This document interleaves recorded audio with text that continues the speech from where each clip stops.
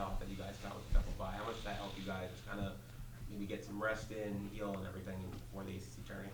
It's huge. It's the whole thing you try to do the whole season and the whole conference season is to try to get the double bye. One, to give you more time to rest, and then also it gives you less games to have to win a championship.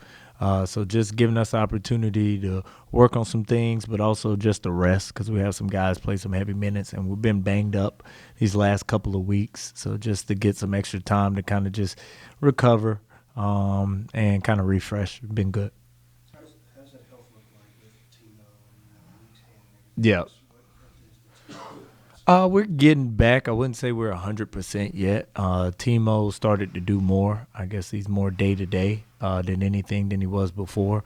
Malik's hand is just he dislocated it against Virginia, so it's just kind of a pain tolerance type of thing that's just going to take time. So I don't think he'll ever be 100% even as his time goes. But we're doing our best to manage it and just keep it where he can continue to be Malik. Coach, all these ACC teams, of course, came out yesterday with Malik making first team, Yep. training second team. Just your kind of thoughts on No, it's well deserved for all those guys. With Malik, the way he's played, and I think the impact he's had on us, and to be in a top three team in the ACC, you should have somebody that is on the first team. So I was happy he was able to earn that. And same thing with Trey making second team. His impact on us and carrying us and closing some of these games for us down the stretch in the conference. So the same thing with him, and then Ernest being all defense. And his just way he's closed this season, to be honest with you. Defensively, I was teasing with him, joking with him. I said if he had done this from the beginning, man, had a shot at Defensive Player of the Year. But, just for those three guys, them being seniors, I think this is their first awards or first all-conference honors. We'll mention, first time making teams. So just impressive. And, it just goes to show, especially for us, but for them, like you can come here and be who you're supposed to be. And so I was excited just them getting that recognition. you mentioned Trey's ability to close games. Yep. Just how important is that ability in March when you're in so many close games down the stretch? It's huge. It's huge because, you need a guard, especially it always comes down to guards in March who are able to kind of create and get you a shot and create shots for others just by their penetration and getting in the paint. And he's shown that and he's done it. He's done it before on big stages. And so same thing here coming down March. And how would you looking back maybe at the start of the year, kind of grade the regular season? Obviously, it went well, but Yep. how pleased are you with how the regular season went? Uh, I'm pleased. I mean, it got us in this position here.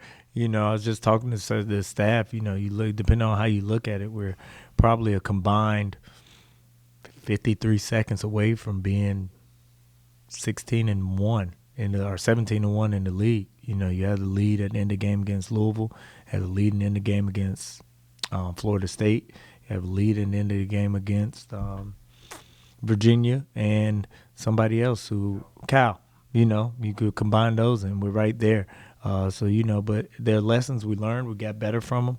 You can say the same thing the other way. Wake Forest and North Carolina State, of course. We won our fair share of it. So for me, I felt like we did what we needed to do. You always want more as a coach, and you always can't sleep on the ones that they come back and haunt you. And those games haunt me.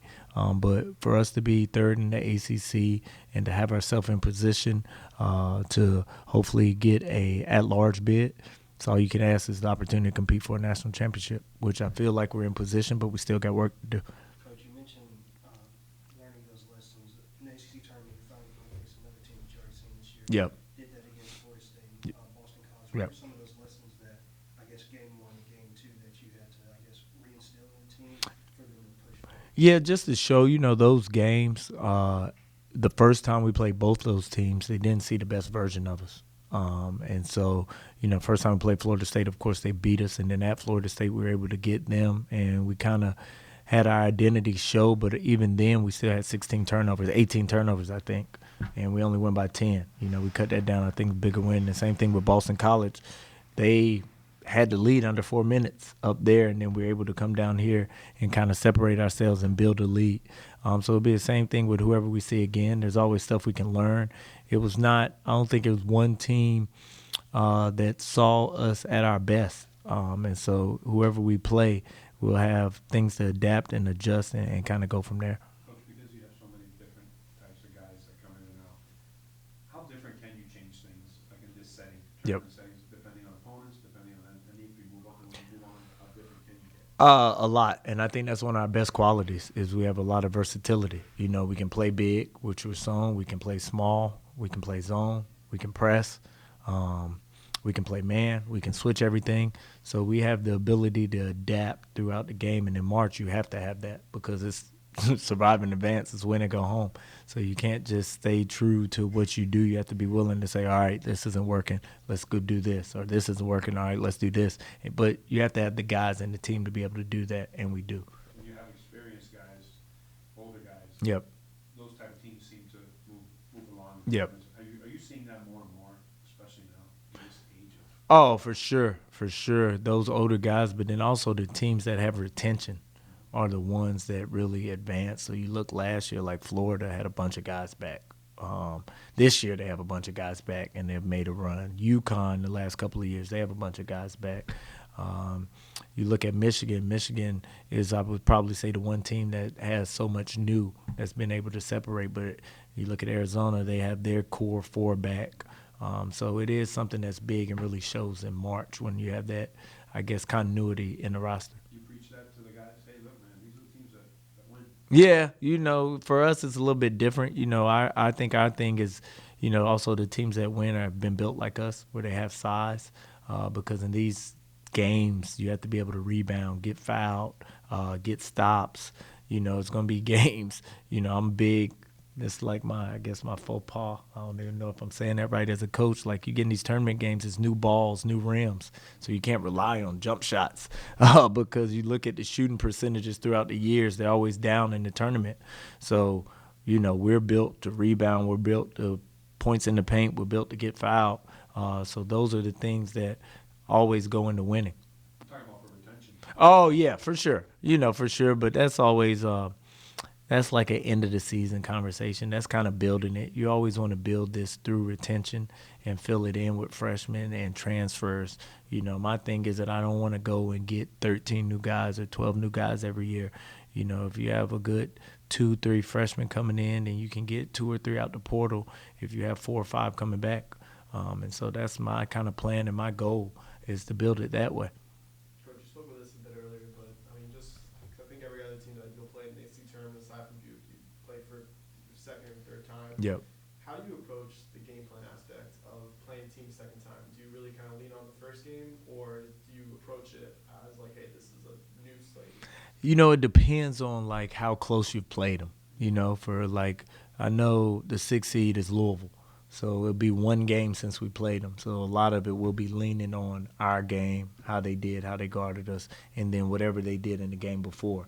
Now, if you end up playing somebody like Syracuse, then it's completely different because they've played so many games in between your game. People might be hurt. People might be out and maybe playing new people. But you always use your game just as a gauge to see if it's a certain way they guarded you that they did in other people, or certain things they did against you that they didn't do in the other games. And then you kind of go from there. So I just think it depends on the time of when you played them. Also, like how many times you played them, like you're saying. Like if you end up playing, I don't even know, Florida State, I don't know where they are in the bracket. I don't even know if they're on our side, but if you play a team for a third time, that's a little bit different. Coach, you've been on these tournament sidelines before, but now you're the main guy calling the shots. How much goes into, you were talking about adjustments earlier, how much goes into quick decision making with those adjustments, say, all right, this is not working, let's abandon this, let's go here. How much goes into that thought process? A lot. You know, you also don't want to get away from who you are and what got you there, but you have to be willing to adapt and adjust to how the game is going, too.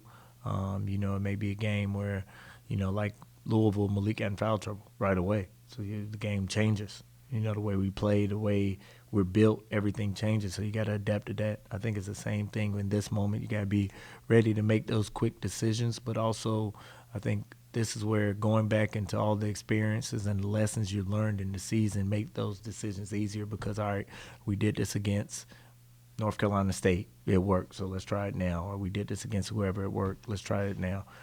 So that's kind of the benefit of having the games and having the close ones that we have, that we got so much data to pull from. Anything else for Coach?